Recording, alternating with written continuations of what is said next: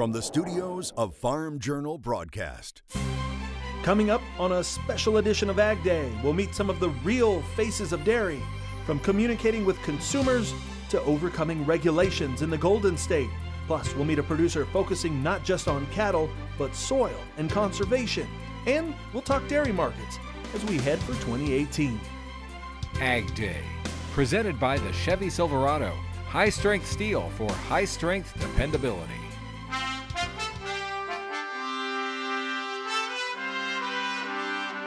Good morning, I'm Clinton Griffiths. Consumers want to know more about the food they're eating than ever before, and that includes dairy products.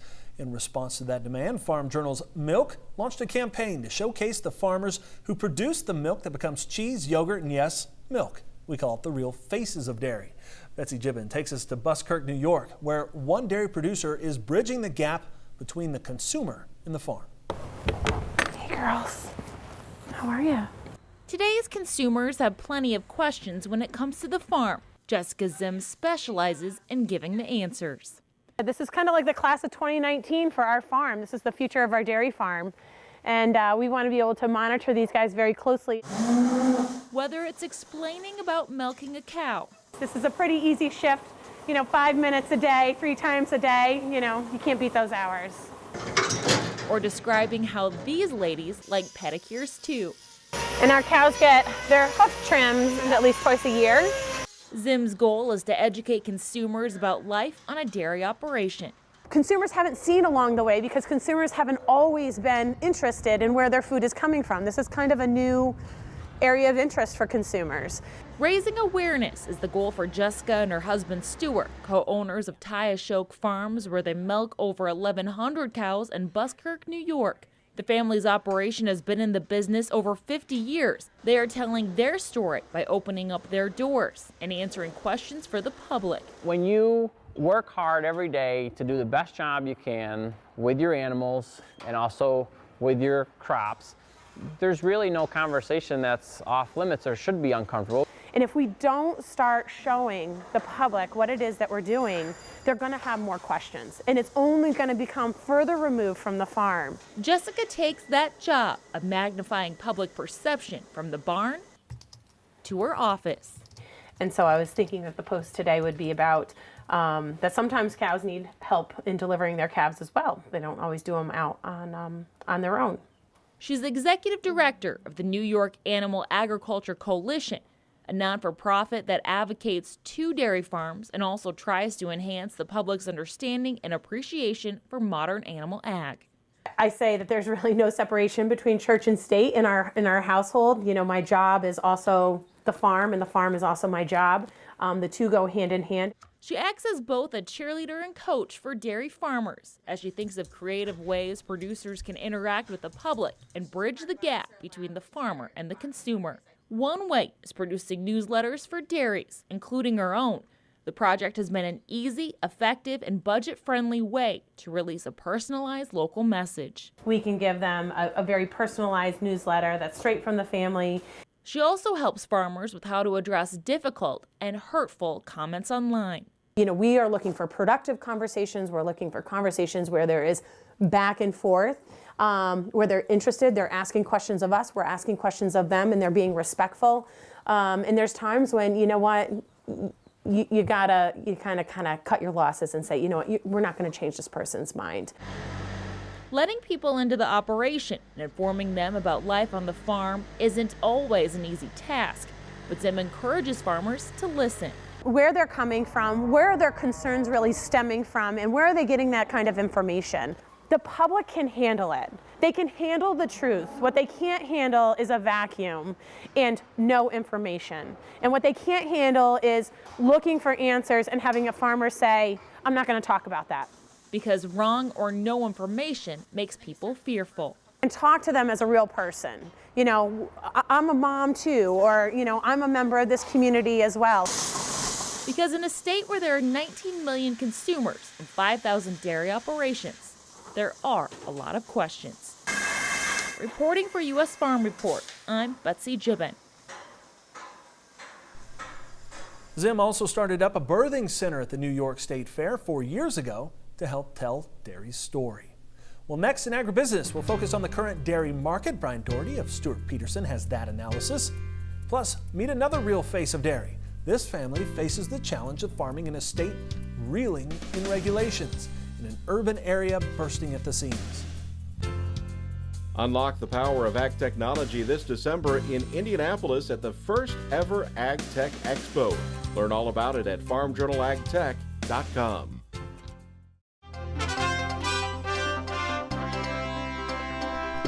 In analysis, dairy producers are struggling to break even with the current prices. Tyne Morgan takes a look at what it'll take to turn things around.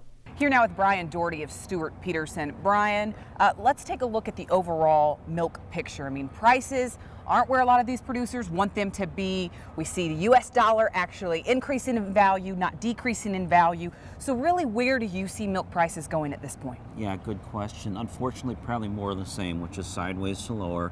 You've got some macro things that are in the market currently.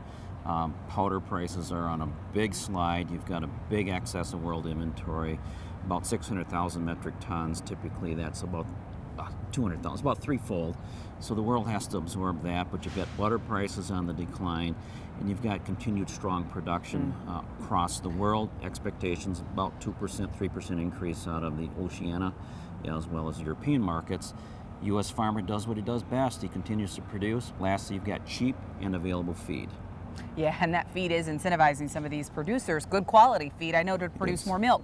So when we look around the globe, where do we need to see milk production really taper off in order for it to benefit us here at home? Yeah, everywhere.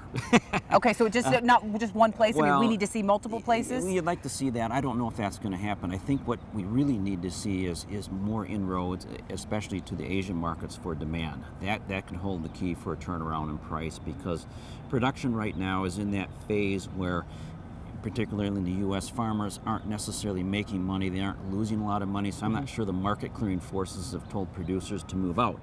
Now, there's a few things happening here domestically and worldwide. Beef prices have jumped up nicely over the last 6 weeks or so. That could provide a real incentive to keep cows close to the knife, keep things current, start reducing this production. Well, when we look at the global price versus our price, are we that far off? I mean, are we, is it incentivizing some of these other countries to buy us, or are we priced out of the market? No, we're competitive in some markets, in particular in butter lately. Cheese, that's always up and down, but when you look at the big picture, we're competitive. It's just there's a lot of it out there, especially powder. Yeah. All right, Brian, thanks so much. Thanks for joining us.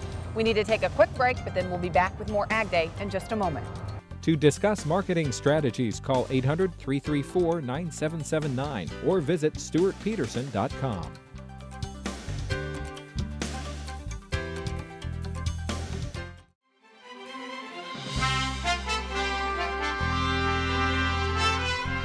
California continues to lead the nation in milk production, but for how long? Many dairies have had a hard time staying in the state due to economics, consumer perception, and strict regulations.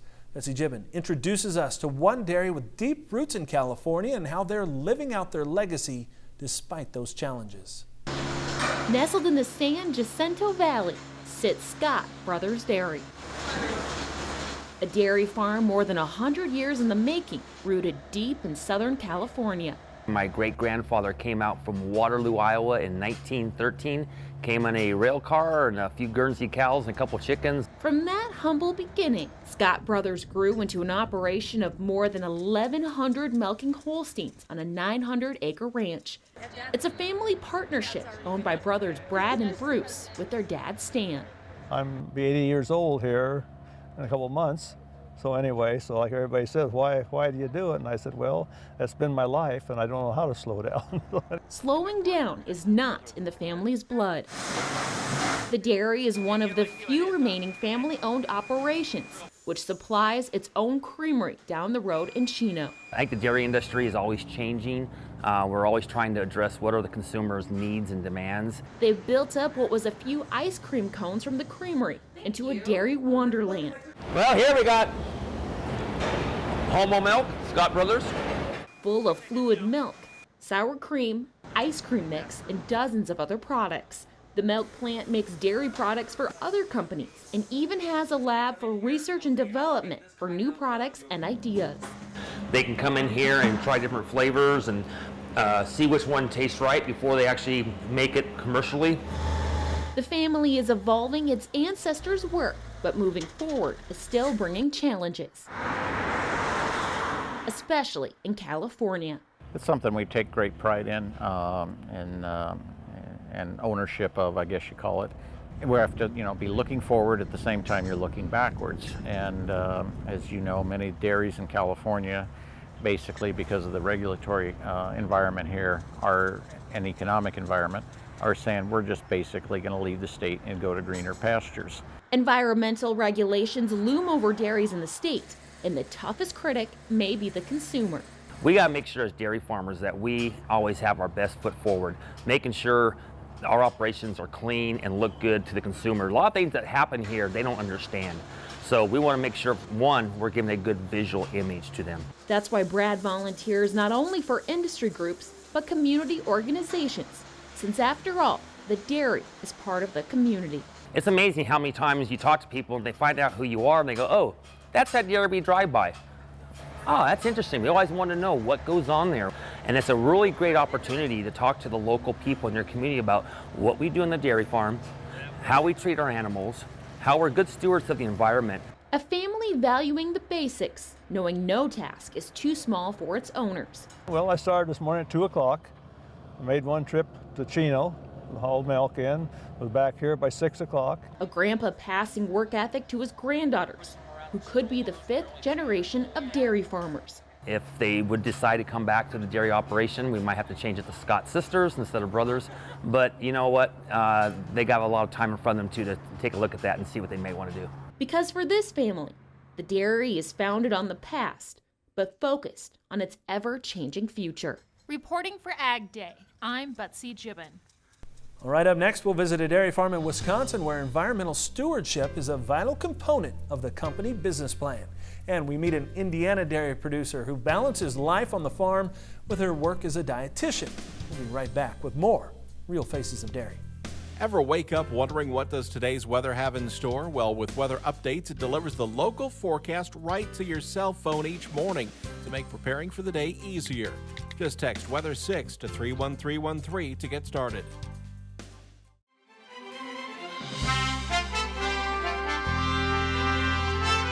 You know, soil's a long way from the milk aisle, but one Wisconsin dairyman makes environmental stewardship an equal partner to producing quality milk, and that attitude is helping rural and urban dwellers work together. We're off to Waunakee, Wisconsin, where Betsy Gibbon introduces us to Jeff Andres, one of the real faces of dairy. For Jeff Andres, the responsibility of a good producer goes further than just working with cattle. We always need to be striving and doing things and looking for new ideas that help with water quality. It starts in the soil. His perspective runs in the family, passed down through the generations from Jeff's grandfather, who made his own conservation plan in the 1940s. What, do you got herd health going on yet? Now this 4th generation farmer is making sure the land will see longevity well past his daughter Sarah. In order for that to happen, we need to be good stewards of the land, be progressive and innovative with our new technologies. It's more than a thought, but an effort. I think you have so much more to gain by being out in front and leading it and being proactive and looking for the new ideas. Jeff has taken steps to preserve water quality and get others involved, so regulations don't regulate farmers out of business. You regulate a farmer, now you've taken away a number of options that we may never have even thought of before. He founded a group called Yahara Pride Farms in 2011. He lives within the Yahara watershed, a 540 square mile watershed now threatened by runoff, urban stormwater, and wastewater.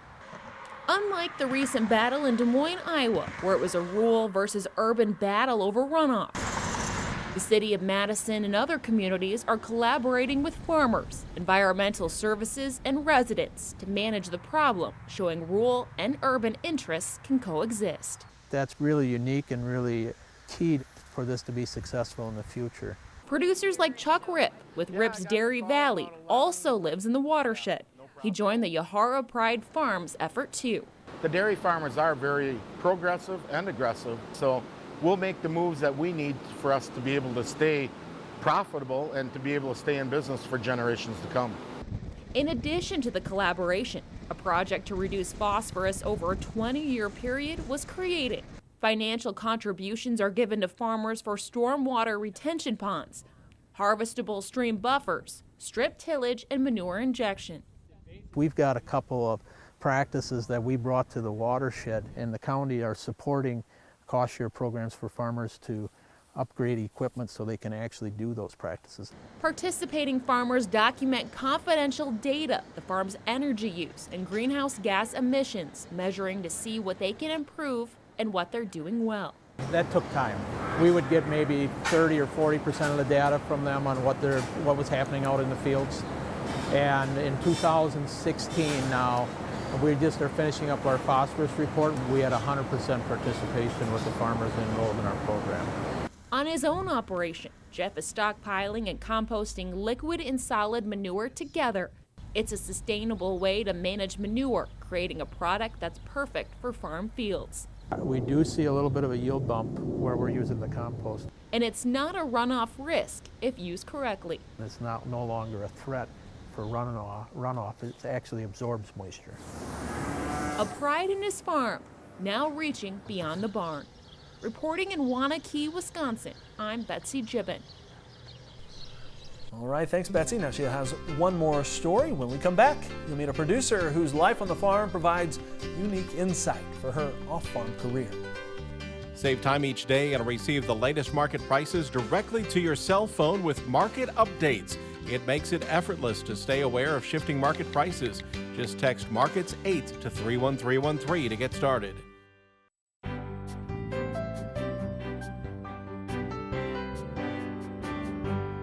In the Country, brought to you by Kubota's M5 series, bringing new levels of comfort to hard work. Learn more at Kubota.com or visit your local Kubota dealer today. It can be a real challenge to relay the message of agriculture to consumers, and one producer who is also a dietitian is using her passion for both the farm and food to tackle misconceptions in a very unique way. Betsy Gibbon has a story of Fort Wayne, Indiana producer Sarah Keenert in this segment of Real Faces of Dairy. Are you ready? Come in and see the babies. The Keenert Dairy Farm in Fort Wayne, Indiana is filled with guests. The baby cows like to be nice and warm. Questions and chatter from young milk drinkers, the way producer Sarah Keenert prefers it. I think the biggest thing is building a relationship with people. Let people come out, see what you do. She strives to share the family's 300-head Holstein dairy with consumers who want to visit. And I try to develop that relationship with them and understand what their needs are.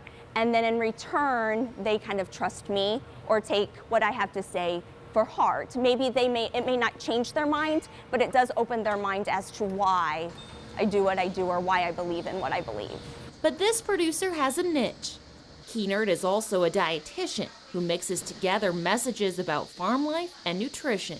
And I'm able to talk a little bit more in their common terms as to kind of the science background of what dairy products does for our bodies, what people can do if they're lactose intolerant, if they have milk allergies. In addition to hosting tours, the dairy puts on a fall festival every year.